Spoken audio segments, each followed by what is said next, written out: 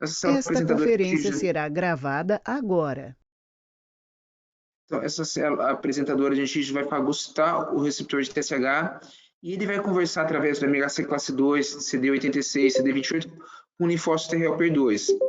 Esse linfócito T vai conversar por sua vez com o linfócito B e o evento final disso é a produção de um anticorpo, que a gente chama de TRAB.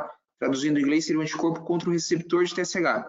Ele vai ligar nesse receptor na célula folicular e vai estimular a tireoide a produzir mais T3 e T4. E assim, já faz quase 200 anos que a doença de Graves foi descrita pela primeira vez. E infelizmente, hoje está 22, mas em 2023 a gente não tem nada, um tratamento que haja sobre essa fisiopatologia. A gente não tem nada que mexa nisso, nessa parte de autoimunidade. E um conceito que eu gosto sempre da gente revistar, é um conceito importante, que assim, que a doença autoimune, ela vai produzir interleucina 1, interferon, TNF-alfa e o próprio anticorpo, e isso vai estimular a glândula tireoide a produzir T3 e T4.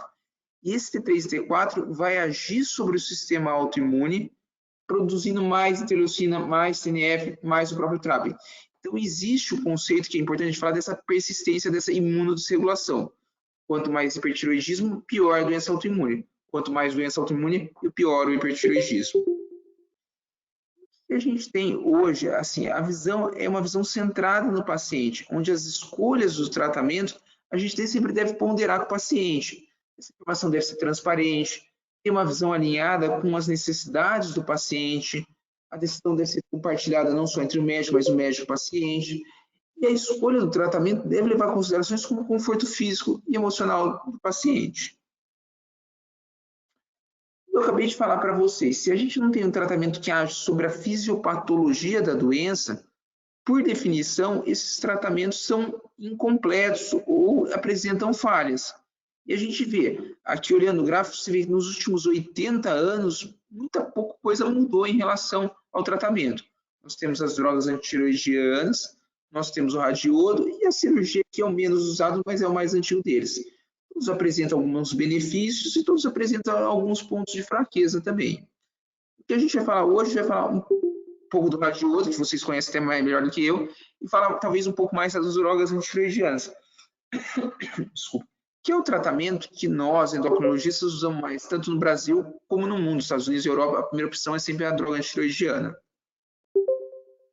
Só para a gente fazer um breve histórico, assim, a gente está falando com médicos nucleares e como surgiu a radioterapia. Surgiu em Boston e, assim, a ideia deles, assim, em 1936, teve uma conferência no MIT, mostrando assim, a ideia era o que a física poderia fazer pela biologia. E a partir daí saíram os primeiros ensaios. Lá em 1941, 5 anos depois, teve o primeiro tratamento com iodo, na ocasião era o iodo 130. E em 1946 foi que a gente teve o primeiro artigo publicado no JAMA em relação ao tratamento de uma série de 17 casos de hipertiroidismo. Desde então, milhões de pessoas usaram o radiodo, seja para tratar o Graves, que a gente vai falar hoje aqui, pós-nodular tóxico ou câncer de tireoide. De uma maneira bastante sucinta, com que a radiação ionizante vai funcionar? Ela vai provocar um dano genético, uma quebra da dupla fita do DNA, e tem efeitos indiretos que é através dos radicais livres. O evento final seriam mutações e a morte celular. Então, quando a gente dá o radiodo para o paciente, quando a gente prescreve o radiodo para o paciente, a ideia é que a gente chama isso de um tratamento definitivo. A gente quer que o paciente deixe de ter hipertiroidismo e passe a ter o hipotiroidismo. Pelo menos seria nosso goal, nosso objetivo maior. E a gente sabe que em relação ao radiodo, existem vários fatores que podem predizer o sucesso ou o insucesso da terapia. O volume tiroidiano, a idade do paciente, os anticorpos a gente está olhando principalmente o TRAB, a severidade da doença, talvez um pouco menos o efeito de stunning, mas eu acho que a mensagem principal é que nenhum fator isoladamente consegue prever o resultado da radioterapia. A gente sabe que é uma somação de efeitos que vai falar se esse paciente vai evoluir para hipotiroidismo ou ele vai permanecer em hipertiroidismo e a gente vai ter que ter uma recidiva da doença, alguma coisa nesse sentido. Falando talvez agora um pouco mais das drogas antiroidianas, elas surgiram na década de 40 também e surgiram em Boston também, foi os dois tratamentos, tanto o radiodo como as drogas antiroidianas surgiram em Boston. O que acontece? A ideia inicial, pelo menos nessas 3, 4 primeiras décadas, a gente usava o metimazol, as cionamidas, como um tratamento de uso prolongado. A gente não tinha essa ideia de remissão. O paciente era sendo tratado, aí retornava ao tiroidismo e mantinha essa dose. Tem uma frase bastante séria do Singer, de um dos autores que propagava isso, ou defendia isso, que a ideia era tratar continuadamente, indefinidamente, esses pacientes com a droga antireoidiana. O que aconteceu? Quando a gente olha para trás, os consensos de 10, 15 anos atrás, eles sugeriam o quê? Que deve fazer o diagnóstico das doenças de Graves. Uma vez feito o diagnóstico, a gente deve solicitar um leucograma das enzimas hepáticas pensando nos efeitos colaterais, iniciar o metimazol, que acaba sendo a primeira escolha, e a gente monitorar essa função tiroidiana.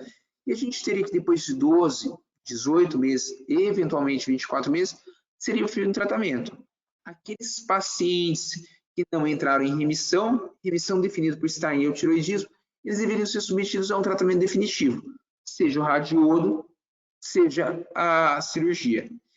E isso deriva de basicamente 2 estudos, assim, e a gente pode observar que um N pequeno, assim, não chega a 200 pacientes.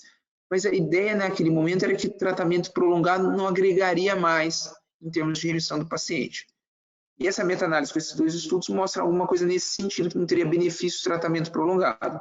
Então, a grande mensagem de pessoas, provavelmente da minha geração, que fizeram a residência, formaram uns 20 anos atrás, é que a gente não deveria tratar mais de 18 a 24 meses, seria o limite do uso das drogas antireoidianas. O que aconteceu? A partir de 2010, e principalmente depois da publicação do consenso da ATA em 2016, 2017, muita coisa mudou. Basicamente, a gente entrou numa era que a gente chama do metimazol, onde o metimazol é a primeira escolha para o tratamento da doença de Graves. A gente restringe o propiltiuracil para 2 situações, o primeiro trimestre da gestação e a crise tirotóxica. Principalmente foi focado que o metimazol tem efeitos diretos no controle do hipertiroidismo e ele atua indiretamente sobre a autoimunidade. À medida que você melhora a função tiroidiana, o T3 e T4 vão melhorando, a autoimunidade melhora. E isso a gente consegue mensurar o TRAB, a gente vê que melhora, a gente melhora a orbitopatia, que seria um dado clínico, e em ensaios a gente mostra melhora a interleucina, melhora a TNF-alfa. Os consensos falam atualmente? A ideia seria inicialmente tratar durante 12, 18, eventualmente 24 meses e solicitar um novo TRAB. E esse TRAB vai ser um divisor de águas. Se esse TRAB está positivo, e é o TRAB que causa doença tiroidiana, é o TRAB que causa doença de Graves, a gente vai ter uma recidiva em torno de 100% a 80%, e faz sentido. Nesses casos, o que a gente deve fazer? Tratamento definitivo, usar o radiodo ou realizar cirurgia. Naqueles pacientes que o TRAB é negativo, nós poderíamos tirar a droga antireoidiana e aqui a literatura fala de 70%, eventualmente 80% de chance de remissão desses pacientes. A gente vê que dados da vida real não são tão nesses daí, a gente está rodando mais de 60%, 70%. E a gente vai monitorar a função tiroidiana a cada 2, 3 meses e depois espaçar um pouco mais. Mas o interessante é que esses consensos abriram uma terceira via, uma terceira oportunidade. Naqueles pacientes que tratou durante 12 a 24 meses, o TRAB ainda está positivo, você poderia prolongar o tratamento com metimazol por um tanto mais, e reavaliando esse TRAB a cada 1, 2 anos. E aí surge esse termo do uso prolongado. Ele não se restringiria só nesses casos, mas naqueles pacientes que apresentaram recidiva da doença de Graves, a gente poderia fazer um novo ciclo de droga antireoidiana. E no ano seguinte, em 2018, saiu um consenso europeu em relação ao tratamento da doença de Graves, que vai de mais ou menos o mesmo encontro do que a gente está falando.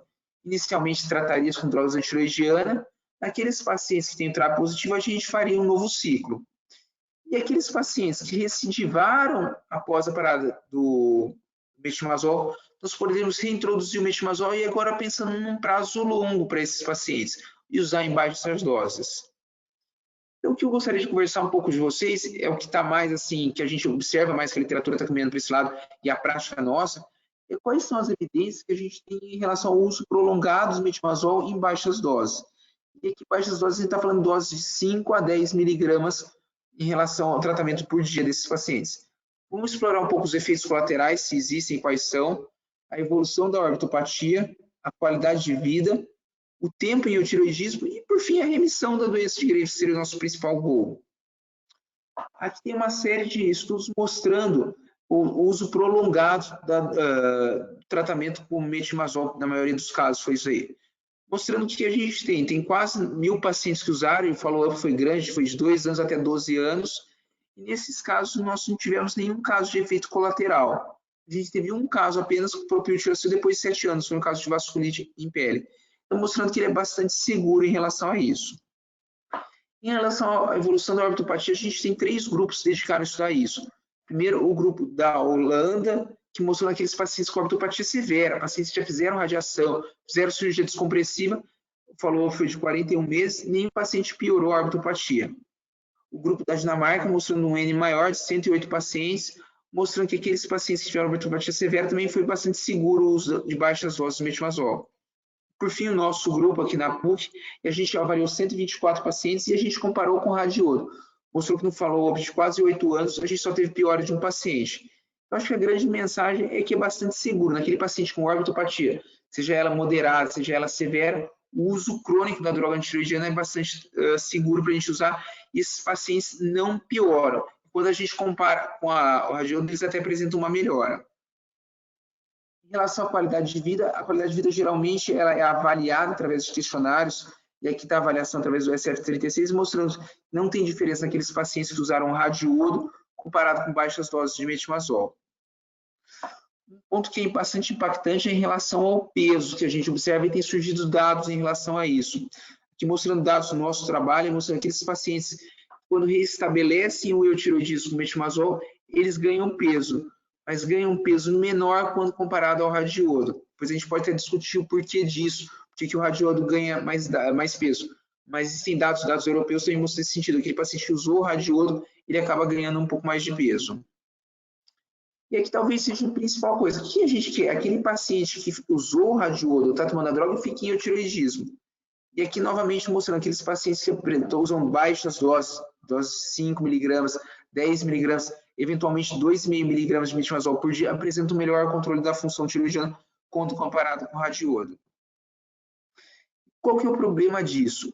TSH suprimido, um estudo do professor Lauber da Dinamarca mostrou, ele é um grande fator de risco para a doença cardiovascular. Então, quanto mais tempo eu tenho de hipertiroidismo, maior o risco meu de evoluir para uma doença cardiovascular. E aqui a gente está pensando principalmente em infarto ou arritmia, que a fibrilação atrial é a principal arritmia que a gente vê. Então, a gente mostrou que os efeitos colaterais são ausentes, a evolução da orbitopatia tem uma estabilização do quadro, mas eventualmente melhora quando compara ao radiodo, e a qualidade de vida é semelhante ao radiodo.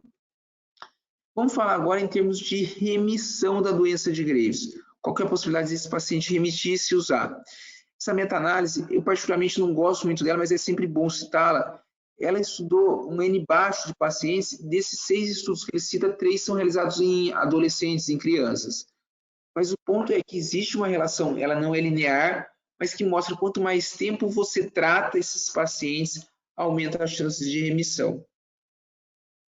E aqui um trabalho aqui, dados de vida real, mostrando que esse trabalho é da Suécia, eles têm um banco de dados muito grande, eles têm todo esse dado informatizado, mostrando que quase 800 pacientes dessa casuística de 1.183 usaram o metimazol como primeira linha. E aqui a gente observa a remissão bem mais baixa, é um dado de vida real, de 45%. Quando você usa outros ciclos, a remissão aumenta em 30% a mais. Mas no final da linha, essa recidiva gira em torno de 60%, mostrando assim que você melhora a chance de remissão desses pacientes, mas vai ter um percentual de 30%, 40% dos pacientes que, infelizmente, mesmo tratando durante um período prolongado, a hora que você tira a droga, eles ainda vão recidivar, vão voltar para o hipertiroidismo. Então, já chegando um pouco mais para o final, o que a gente observa na medicina é que muitas vezes o conhecimento é cíclico, é como se fosse um pêndulo. Então, a gente passou de um momento lá na década de 70, que o uso prolongado de metimazol era a primeira escolha. A gente foi para um momento, principalmente na década de 90, 2010, mais ou menos, onde a gente não deveria usar por mais 12 a 18 meses. E a gente está voltando para cá, onde cada vez mais a gente usa um tempo prolongado, a gente não teria pressa para tirar esse metimazol, essa droga antiroidiana dos pacientes. Quais seriam os pacientes candidatos a usar baixas doses por um tempo prolongado? Aqueles pacientes que não desejam tratamento definitivo, aqueles pacientes que têm orbitopatia e aqueles pacientes que estão usando baixas doses, 5 mg, 5 miligramas em dias alternados, estão com a função tiroidiana muito bem controlada. Esses seriam os principais, potencialmente, que poderiam beneficiar mais do uso prolongado de droga. Falando agora um pouco, dando um outro passo para trás, olhando a doença de Graves como uma doença autoimune, a gente tem alguns cenários. Por exemplo, algumas situações que nós endocrinologistas vemos, quando a gente perde a função de uma glândula, por exemplo, no diabetes tipo 1, na tiroidite de Hashimoto, o que a gente faz? A gente dá o hormônio que está faltando. Uma outra possibilidade, no caso principalmente das doenças reumáticas, a gente usa corticoide, a gente usa imunobiológico, no sentido de tratar essa doença e levar à remissão. Então, o paciente usa imunobiológico durante o período, a gente tira esse paciente fica em remissão. E essa sempre foi a ideia de tratamento, mas você daria por um ciclo, ele melhoraria a autoimmunidade, depois você vai tirar essa medicação. Entretanto, a gente observa hoje, existem drogas que vão modificar o curso da doença, e elas vão ser usadas cronicamente. Esse paciente não vai parar de usar medicamento. E o exemplo principal seria aquelas doenças reumáticas, a gente tem esses imunos biológicos novos, que são drogas modificadoras do curso. Talvez o metimazol, que a gente usa desde a década de 40, 50, não seja uma droga só para possibilitar a remissão, mas seja uma droga para levar ao controle da autoimunidade, isso aí no longo prazo. Acho que era essa a principal ideia assim, da aula, era mais um bate-papo, e eu fico à vontade para a gente poder bater um papo, perguntas, sugestões, reclamações. Mais uma vez, gostaria de agradecer a presença de todos vocês e agradecer o convite da Dilma Unidos por estar aqui.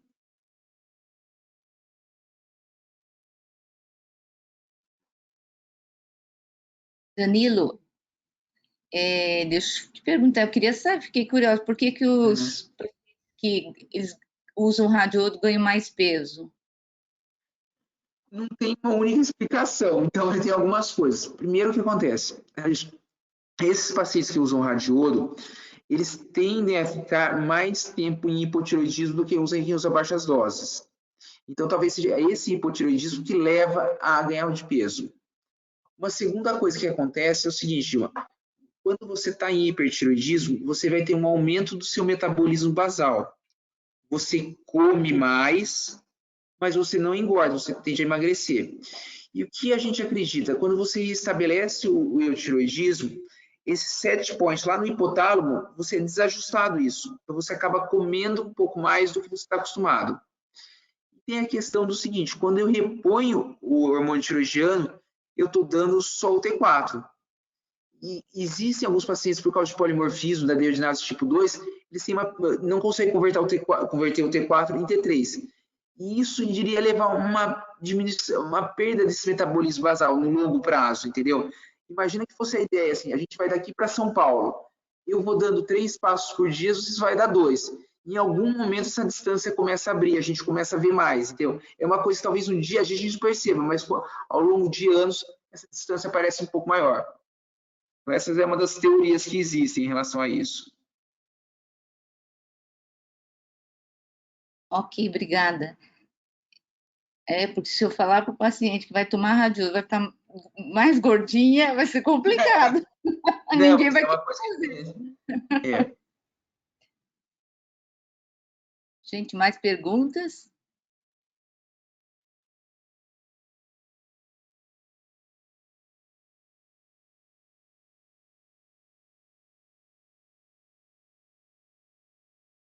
Pode ser, então. O Newton vai apresentar agora um caso e aí depois fica aberto para discussões. Combinado.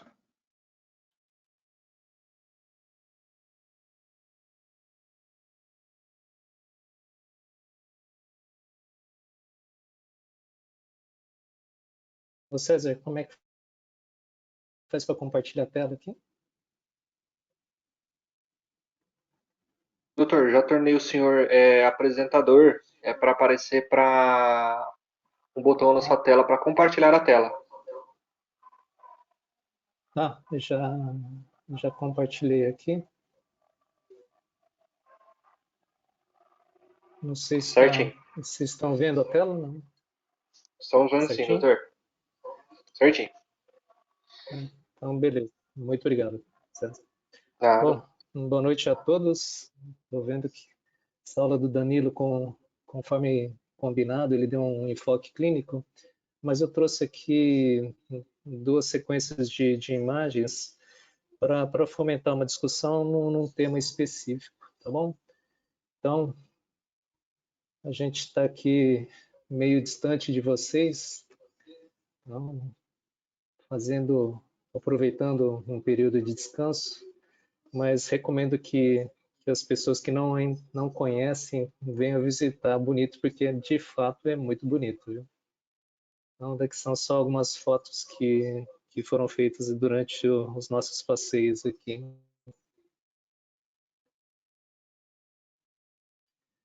Bom, vamos ao que interessa. Bom, nós temos um primeiro caso para apresentar. Deixa eu só ver o que está cortando aqui.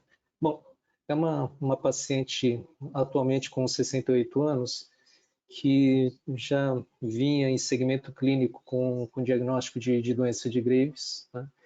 E nos últimos exames apresentados tinha um ultrassom cervical que mostrava um bócio difuso. Entre outras coisas, ela tinha uma hipertensão e um diabetes de acompanhamento, mas a droga para terapia era o tapazol. A paciente foi encaminhada para uma avaliação da medicina nuclear, né, já que estava sem uma resposta ao tratamento clínico. E daí, inicialmente, a gente programou uma dose de 15 mg que ela recebeu, né? Mas durante o segmento clínico, ela manteve um quadro de hipertireoidismo. Um período depois, o colega da endócrino pediu uma segunda avaliação, né? A partir daí a gente programou uma segunda dose e ela recebeu uma segunda dose com uma dose um pouco maior de 20 mg.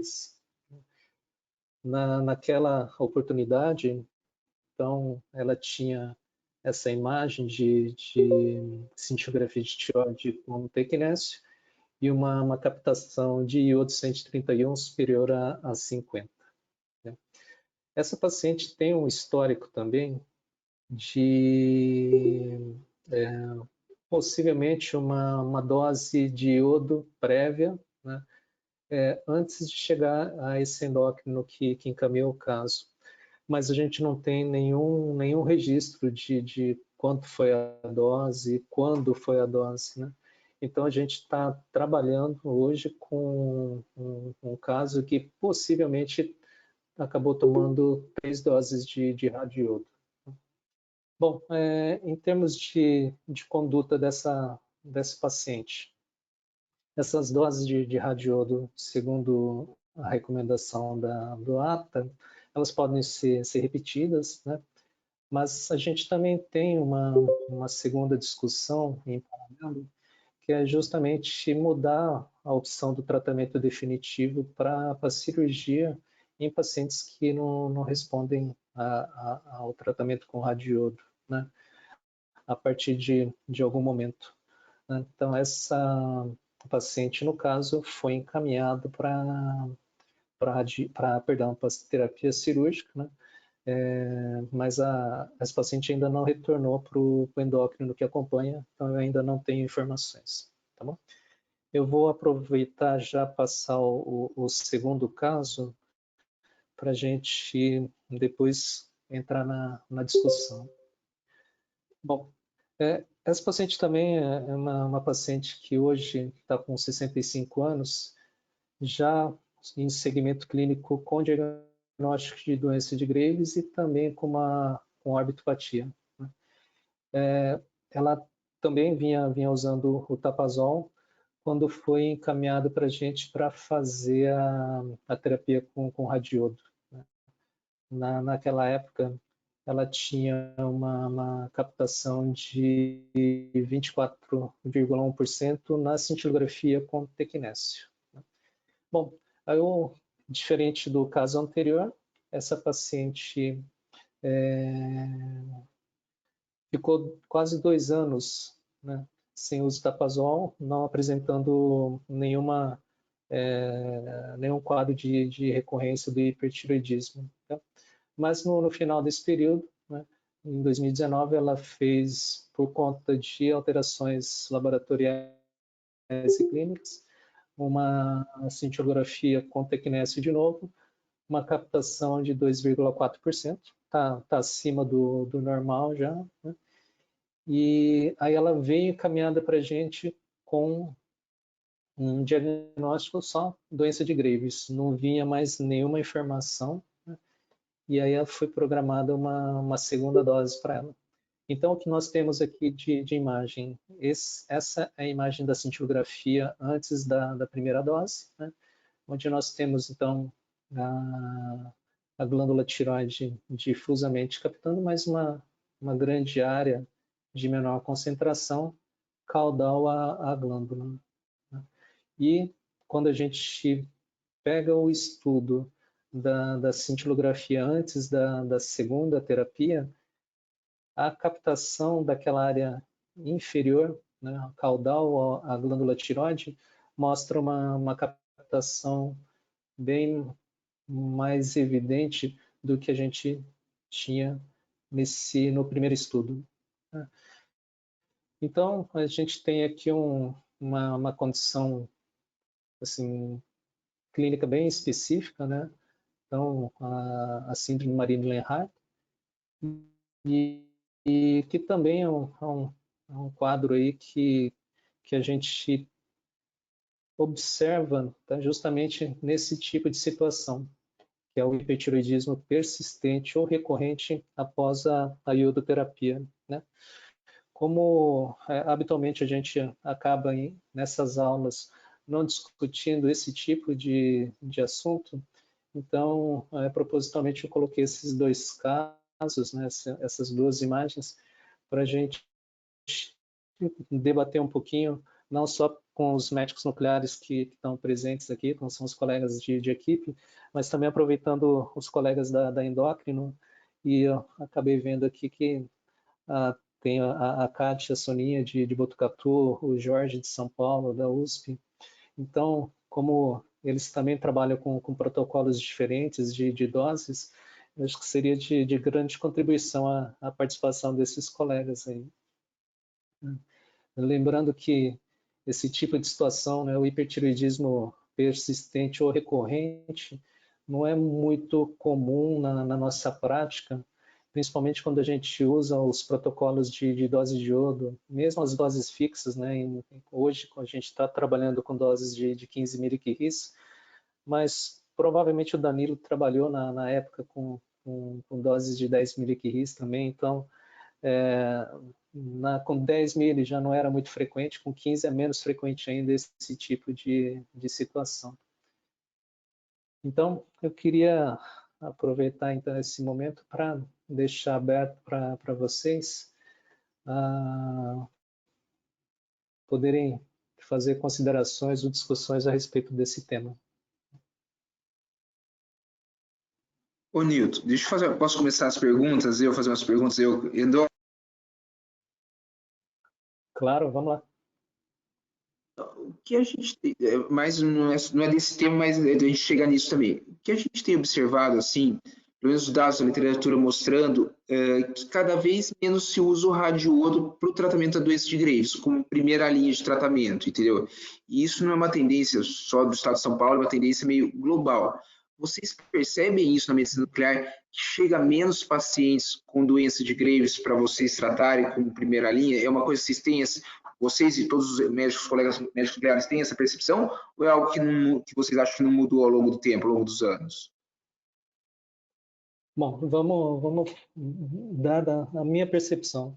A gente já teve um auge, inclusive quando os americanos usavam o radiodo como primeira linha de tratamento, né? Inclusive antes do tapazol, né? Então, nessa época, a gente também teve uma onda aqui no Brasil, onde a gente percebeu um número maior de solicitações de radiodo como tratamento de primeira linha. Hoje, por uma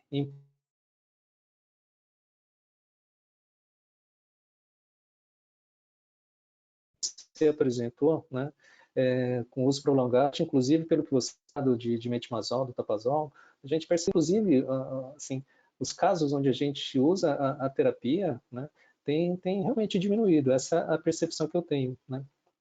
eu não sei se está indo para o concorrente ou não, mas o número de terapias feitas no período mensal está menor hoje do que era no passado.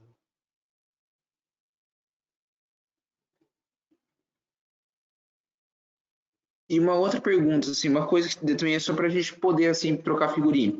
O que a gente observa, não sei se tá ouvindo, Nilton? Dá para ouvir? Tá. Tá ouvindo. Então, o que a gente observa assim, também que aquele fenótipo do Graves, que chega com oftalmia, assim, uma ortopatia moderada severa, um grande bócio de grande volume, e o hipertireoidismo descontrolado está cada vez menos frequente. É claro que quando a gente está falando de atender o SUS, isso talvez seja, essa frequência não é tão menor assim, mas de um modo geral, existem dados também do Brasil e da Europa, mostrando que hoje o paciente descobre o Graves com um quadro mais leve, T3, T4 não tão aumentado, os bossos não são tão grandes e a ortopatia está menos prevalente do que estava 20, 30 anos atrás. E vocês observam isso porque, assim, se o bosso está menor, teoricamente, teria que falhar menos. As taxas de falha do radiodo ou de não cura do radiodo tem que ser menores. É alguma coisa que vocês também sentem isso? Eu sei que é muito mais impressão, a gente está falando num dado que vocês levantaram, mas você sente alguma coisa que hoje não chega tão bossos volumosos como chegava 20 anos atrás, por exemplo? Não. A gente tem também uma percepção que você tem, é semelhante que a gente tem, né? Inclusive, esse caso, o primeiro caso que a gente teve de persistência do hiper, é um bócio bastante volumoso, né? A gente não tem recebido bócios tão grandes assim, mas principalmente paciente com ortopatia, né?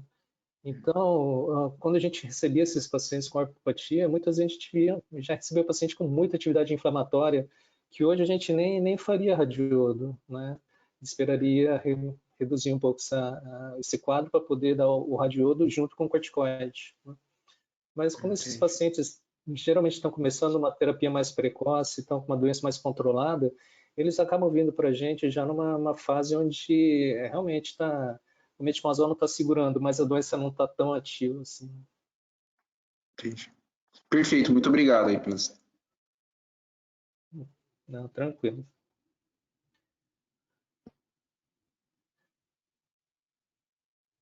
Jorge, você tá... Queria ouvir a opinião de você, Jorge, ou da Kátia também. É que a Kátia e o Jorge trabalham com doses calculadas, né?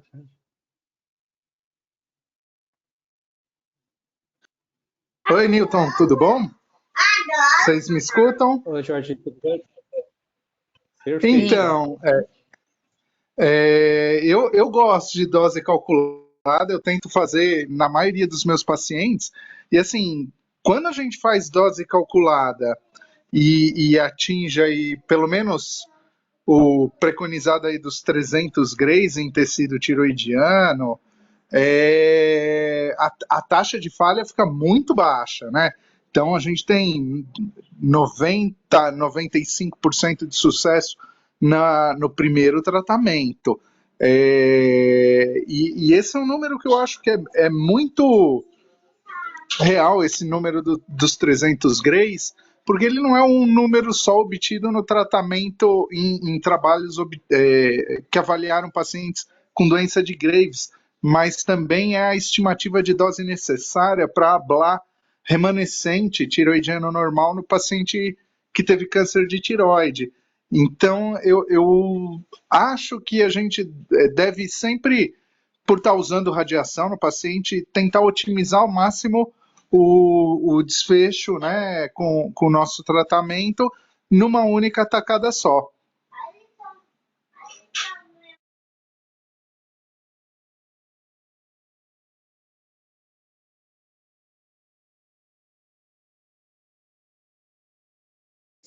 Esses pacientes, qual que é a taxa de eutiroidismo que você alcança nesse protocolo? Eutiroidismo acaba ficando na faixa aí dos 10, 20% no máximo. A gente vai ter aí 70% de pacientes a 80% em hipotiroidismo. Tá. E qual que é a dose por grama que você está usando atualmente, Jorge? Então, Newton, eu uso Quimby Marinelli, principalmente, né?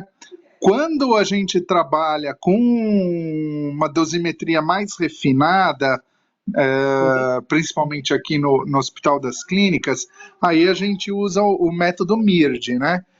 Que é você traça uma curva de captação de 2 a 4 pontos, né? Idealmente com pelo menos 24 e 96 horas, e daí você faz calculando a dose pela integral para baixo da curva, né? Da curva tempo-atividade, que daí é um pouco mais preciso. Esses são os dois métodos que eu uso com mais frequência. E daí para usar o cálculo via MIRD, né? Você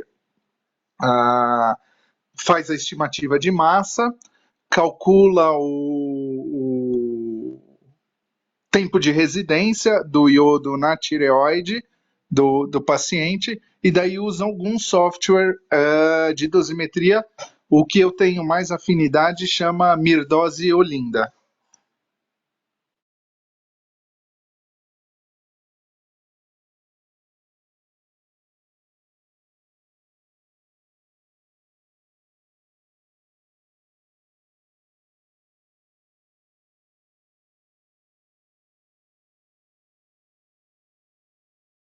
Hilton, seu microfone estava desligado.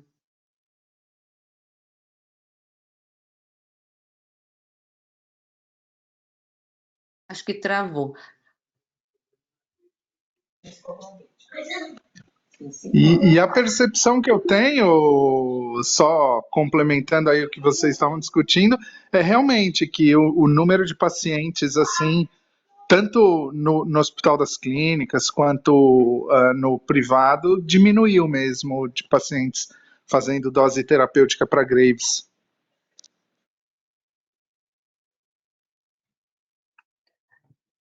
Só para os residentes, assim, para eles estarem...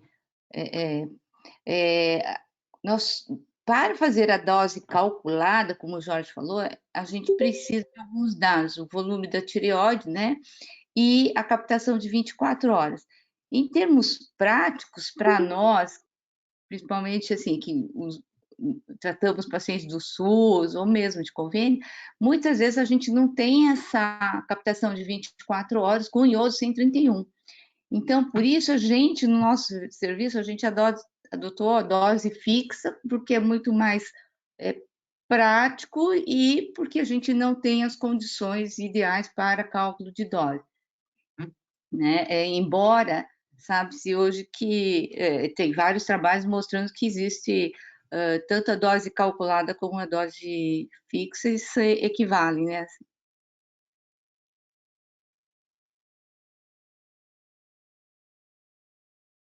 Kátia, não sei se a Kátia... Estão me ouvindo? Alô? Oi. Trabalha em Botucatu, em outro serviço. Ela queria ver a opinião. Na verdade, aqui em Botucatu, o nosso público maior aqui é o SUS mesmo, né? Praticamente a gente atende pouquíssimos pacientes convênios, não atendemos pacientes particulares, né? Então, o hospital terciário aqui, que a gente tem na região. Então, assim, a percepção que eu tenho também é que reduziu o número de pacientes graves indicados para dose terapêutica. A gente não pega mais paciente com oftalmopatia, em crise tireotóxica, assim, é muito difícil o paciente internar e eles indicarem iodo. O número de pacientes também acho que tem reduzido também, como tratamento indicativo para radioiodo também para a gente que a gente diminuiu bastante, né? E aqui em Botucatu, a gente faz a dose calculada. Então, a gente utiliza justamente a fórmula que a Dilma falou, a gente não faz a dose, o cálculo dosimétrico, a gente faz a dose calculada, utilizando o volume tiroidiano, a captação de 24 horas, e aí a gente utiliza uma constante. A gente utiliza, assim, um valor entre 0,2 a 0,3 miliquiris de iodo 131, né? Para dar o valor que a gente vai dar para esse paciente, né? Atividade calculada. Então, assim, a gente só faz essa atividade calculada e normalmente, assim, a taxa de recorrência ela é bem baixa, porque a gente utiliza essas doses maiores, né? Justamente por causa do nosso público, que é um público mais SUS, né? Que já não tem muita aderência ao tratamento, principalmente ao uso de tapazol, que é mais caro que a levotiroxina, e eles não conseguem na farmácia popular. Então a gente já faz o tratamento meio que definitivo. Então a taxa de sucesso assim gira em torno de mais ou menos de 90% mesmo. E assim, pacientes com eutiroidismo são pouquíssimos que a gente encontra na nossa estatística, mais hipertiroidismo mesmo. E agora a gente está fazendo um trabalho, né? Que a gente está comparando, né? A gente está fazendo um estudo randomizado que a gente está comparando a dose, né, a atividade que a gente calcula pelo cálculo dosimétrico e também pelo cálculo da atividade, né? Por essa fórmula que eu falei para vocês, né? Então a gente vai ver se no final a gente espera que pelo menos o valor seja parecido ou para a gente adotar futuramente um protocolo, qual que seria melhor, o dosimétrico ou a dose calculada mesmo, né? Mas é isso.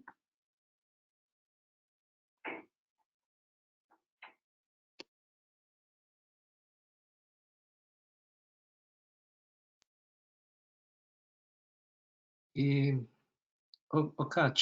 Kátia e Jorge, vocês têm tido, desculpa, eu estou no computador da Dilma que o meu caiu a conexão. Vocês têm tido esses pacientes com recorrência e como vocês têm atuado? Olha, Newton, eu vou te falar bem da verdade. Esse trabalho que eu peguei, ele é retrospectivo, né? Então, eu peguei desde quando a gente instalou o programa novo no hospital, que foi informatizado, né? De 2012 para cá. Então, assim, eu tenho uma estatística de 2012 até 2018, eu praticamente não retratei nenhum paciente. Então, assim, de todos que eu fiz, eu não retratei. Então, assim, a chance dele ter ido para outro serviço é mais difícil, né? Porque a gente atende toda a região aqui, né? Então, assim, eu não tenho nenhum caso de retratamento.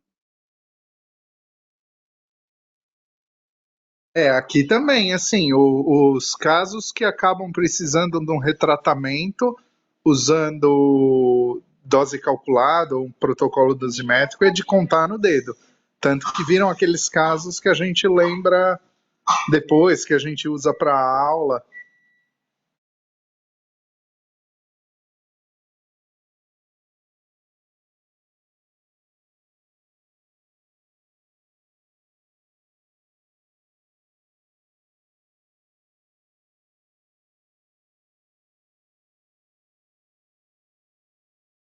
Vocês têm casos de Marília Lenhardt? Que a PUC parece que tem uma pandemia de pandemia. Só esse ano apareceram 2. Nossa, eu não lembro, acho que eu me lembro de um caso. Não sei se a Sônia lembra de mais algum, mas eu me lembro de um caso só. Eu não lembro de nenhum, nem desse caso, Kátia. Para mim ficou da época do Taqui. Olha, vou te falar, para mim ficou um tempão sem aparecer nenhum, daí esse ano apareceram 2. Ô Danilo, eu não sei, o Roberto falou que tem, toda semana ele descobre o Marília Lenhardt. Não, mas é verdade, isso aí eu até ia falar, eu e o Roberto estamos fazendo um ambulatório de hipertireoidismo junto na quinta de manhã. E a gente está levantando, nos últimos 3, 4 anos, a gente deve ter alguma coisa em torno de 20 e pouquinhos desses casos, entendeu? E é uma coisa que está chamando atenção para a gente, porque não é tão comum, não é uma coisa tão frequente e está aparecendo, entendeu? Eu não sei se, talvez porque a gente trata aqueles pacientes que não estão controlando bem com o metimazol, a gente já progride para o radiodo, depois a gente vê nódulo. Eu não sei, assim, falar a verdade, se são pacientes mais idosos, por isso eles têm mais nódulo também. É uma coisa que a gente está tentando estudar isso, está tentando olhar esses dados para ver o que eles falam para a gente. Mas, assim, uma coisa que era infrequente na minha residência e hoje a gente vê, sei lá, mais frequente, a gente está vendo com uma certa frequência, sim. Até bom ver a impressão de vocês, assim, cada um acha, cada serviço, grande serviço aqui, a gente tem uma noção. Mas não é tão infrequente, não, viu? Por que disso eu também não saberia dizer, mas está acontecendo, sim. Uma coisa também é interessante, acho que talvez isso também se some, o que a gente tem da doença de Graves, assim, a mudança do fenótipo, então são pacientes com menos hipertiroidismo menos severo, menos orbitopatia, um bócio de menor volume, e eles são mais velhos de uma maneira geral. A idade do diagnóstico está mudando, era uma doença de pacientes mais novos, e agora pacientes mais velhos. Talvez já está tendo uma sobreposição naqueles pacientes que já tinham uma doença nodular na tireoide, talvez alguma coisa nesse sentido, assim, uma teoria que a gente pode pensar, assim, alguma coisa sobre isso. É que deveria ser uma coexistência com adenoma, né? Então, não com nódulos colóides, como seria a maioria dos casos do paciente idoso. Né?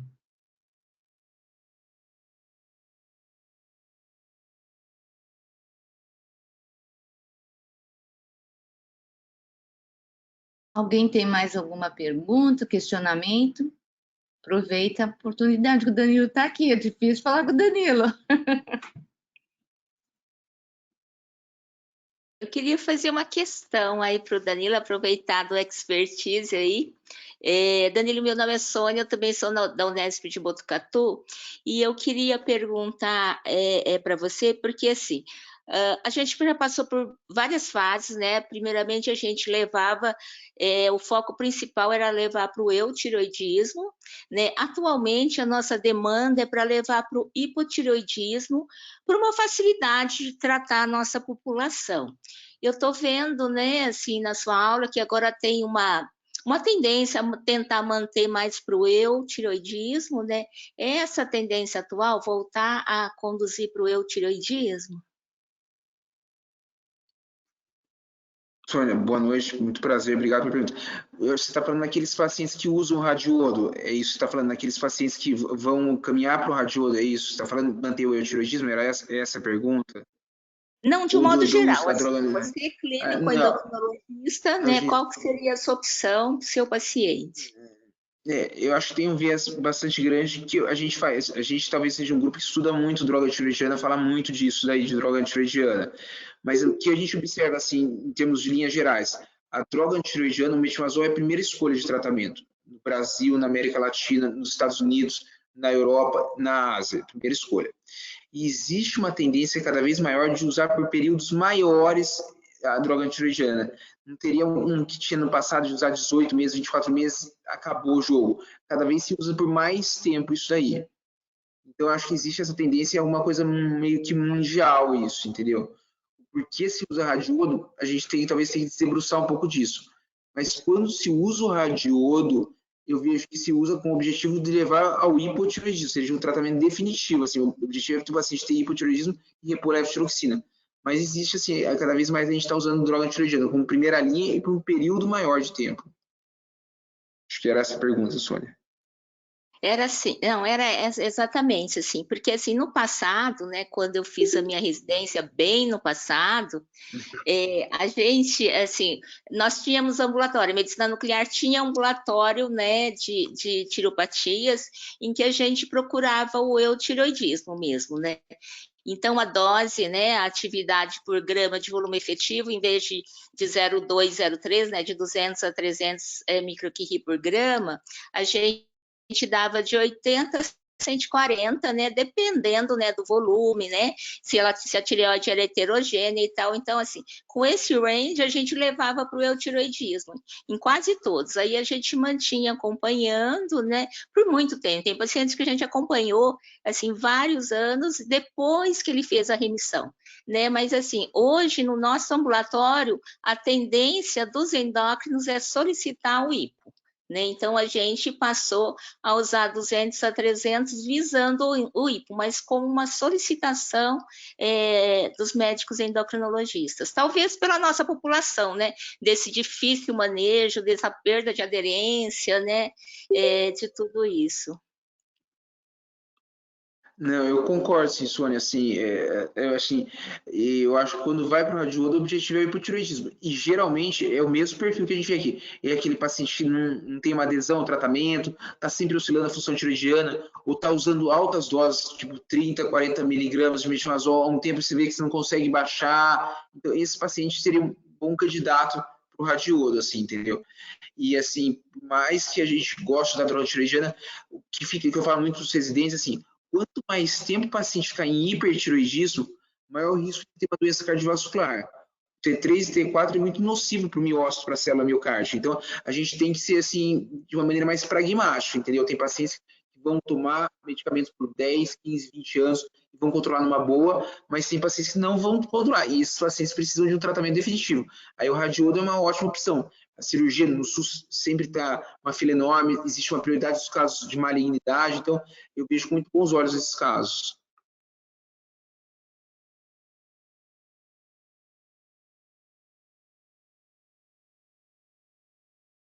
Alguém com mais questões? Então, acho que a gente vai finalizando. Danilo, mais uma vez, muito obrigada. Foi ótimo a sua aula. Trouxe coisas relativamente novas para a gente, essa tendência agora de manter mais o antitiroidiano. E queria agradecer a todos pela participação, pela Kátia, pela Sônia também, que são de serviços diferentes, que isso eu acho que é extremamente importante a gente dividir e compartilhar essas dúvidas e conhecimentos, principalmente nossa comunidade médica nuclear, e só agradecer a presença de todos e principalmente do Danilo. Muito obrigada. Foi um prazer, obrigado, agradeço você, agradeço o Nilton, o Jorge estava aqui com a gente, agradeço a Sônia pela pergunta, foi um prazer, assim, estou à disposição de vocês. Obrigado, Danilo. Boa noite. Boa noite. Um abraço, boa noite.